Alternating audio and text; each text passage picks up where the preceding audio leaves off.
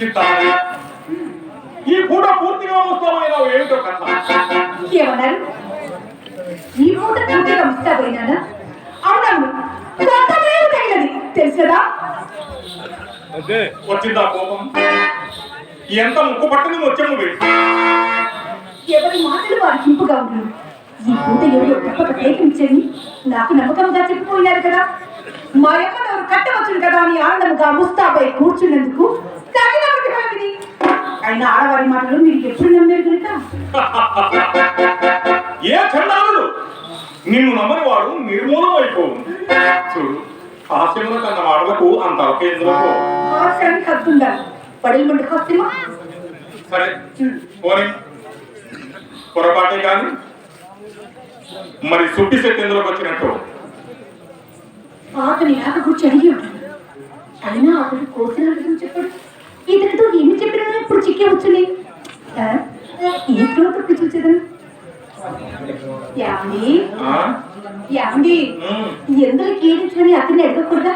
అడిగినా మేడం కావాల్సి వచ్చినానని చెప్పినాడు. చెప్పినాడా? చెప్పినాడా? అవును. ఇంకా మీ సందేహం ఏమిటి? నా సందేహమా? చెప్పిన కోపగించుకున్నావు కదా. కోపం ఎందుకు? నా ఎంతేమైనా పాపము నేను కదా. అది మాట. మరి మేడము కావలసి వచ్చిన వాళ్ళు విచ్చలవిడిగా వీటి గుమ్మమున పోక బెదరుచు పెరటి గుమ్మమున ఏలో పోవలసి వచ్చిన ఆయన నా సందేహం. అదిగో అప్పుడే మొక్కం చెప్పించుతున్నారు. వచ్చుతున్నది కోపం. సారీ సారీ, అతన్ని కూడా అతన్ని అడగకూడదా? అంతటా ఒక మిత్రుడు ఒకటి బహుకాల సమావేశం వలన పరమ ఆదరణ చేత కుశల ప్రశ్నలు చేయిచూ పోయి అందువలన అడుగుటకు అవకాశం లేకపోయింది. అట్లయితూ నేనేం చెప్పాను, మేడం కూర్చి మాట్లాడటకే అతన్ని వెంట పెట్టుకుని మా అమ్మ మేడం ఎంత తీసుకుని వచ్చింది. మా ఇంటికి వచ్చే వారికి మర్యాద చేయడం మర్యాద ఉంటారా? మీకు కూడా నేను ఎన్నో సార్లు మర్యాద చేశాను, చాలా సార్లు చేశాను. అదే విధంగా కూర్చుని కుర్చీ వేసి తాంబూల మీయగా వచ్చిన పని మర్చిపోయి అధిక ప్రసంగం మొదలు పెట్టాను. నాకు కూడా ఇలాగే కోపం వచ్చి నేను మేడకి చక్కా పోయింది. నా మనసు తెలుసుకున్న మా అమ్మ పెరడు చూపు చిన్నపంలో పెరడు తీసుకొని పోయి పప్పు వేస్తుంది. నమ్ముడు నమ్మక పండు నచ్చిన సంగతి.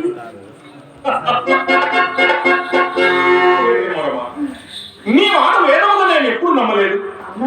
నీవెన్నడైనాను నలుసంతబద్ధము నా కూడా ఆడవనియే కదా నా నమ్మకం. మీతోనే కాదండి, నేను ఎవరితోనూ అబద్ధాలు ఆడను. చింత మిగిలిన పుట్టవలసింది కాదని చిన్నలు పెద్దలు శ్లాఘించుటకు ఇదే కదా కాదు. ఎవరి మాటలో